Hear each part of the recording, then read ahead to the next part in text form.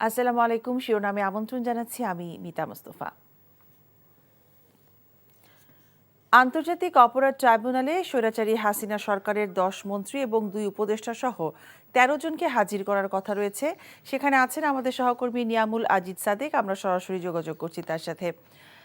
সাদেক, অভিযুক্তদের আদালতে হাজির করার বিষয়ে আপনার কাছে কি তথ্য আছে আপনি আমাদেরকে জানাবেন। জানেন যে আন্তর্জাতিক অপরাধ ট্রাইব্যুনালে কিছুক্ষণ আগে নারায়ণগঞ্জ থেকে একটি প্রিজন ভ্যান এসছে। এই প্রিজন ভ্যানে গোলাম দস্তগীর গাজী, যিনি নারায়ণগঞ্জ 1-এর তিনি নির্বাচিত এমপি ছিলেন এবং আওয়ামী লীগ আমলের মন্ত্রী ছিলেন।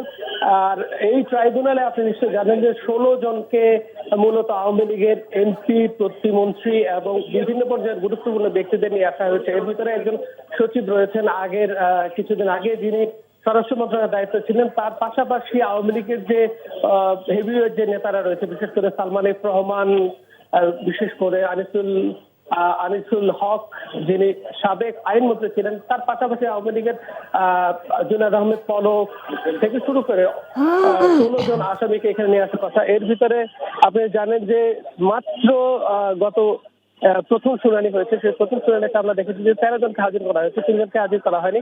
সেখানে অধিকতর তদন্তের জন্য 2 মাসের সময় চাওয়া হয়েছে তদন্ত কমিটির পক্ষ থেকে।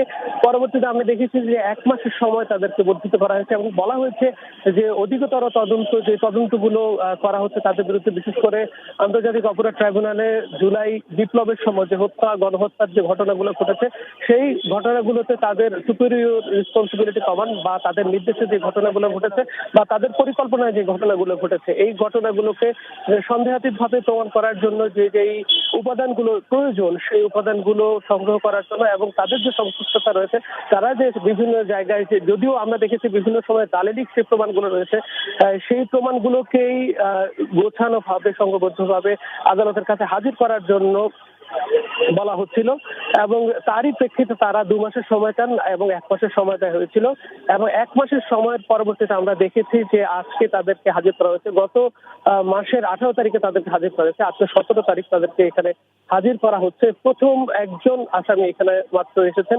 এরপর আমরা দেখেছি যে ডাক্তার দীপু মনি থেকে শুরু করে আওয়ামী লীগের যে বিভিন্ন পর্যায়ের যে নেতা কর্মীরা রয়েছে, তারা কিন্তু এখানে ধীরে ধীরে নিয়ে আসা হবে। ইতিমধ্যে আদালত প্রাঙ্গণে কিন্তু প্রচুর পরিমাণ সাংবাদিক, বিদেশি পর্যবেক্ষক, বিদেশি সাংবাদিক, একই সঙ্গে যেহেতু আন্তর্জাতিক অপরাধ ট্রাইব্যুনাল, এখানে যেহেতু আন্তর্জাতিক মানদণ্ড মেনে করা হয়, এই বিষয়টি বারবারই চিফ প্রসিকিউশন থেকে বারবার বলা হচ্ছে যে আগে যেভাবে বিচারটি বিতর্কিত ছিল তাদের ভাষায়, সেই অনুযায়ী তারা করবেন না, তারা আন্তর্জাতিক মানদণ্ড মেনে।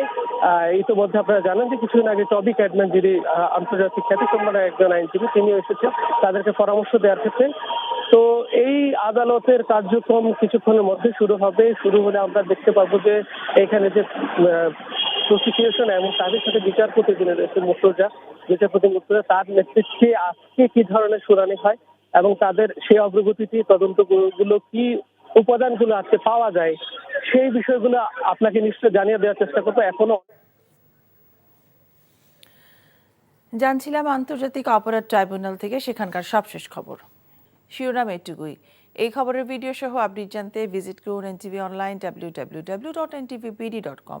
এছাড়াও এনটিভি জনপ্রিয় সব অনুষ্ঠান ও খবরের আপডেট জানতে ভিজিট করুন আমাদের ইউটিউব ও ভেরিফাইড ফেসবুক পেজ। 12টার মধ্যে খবর দেখার আমন্ত্রণ রইল। সবাইকে ধন্যবাদ।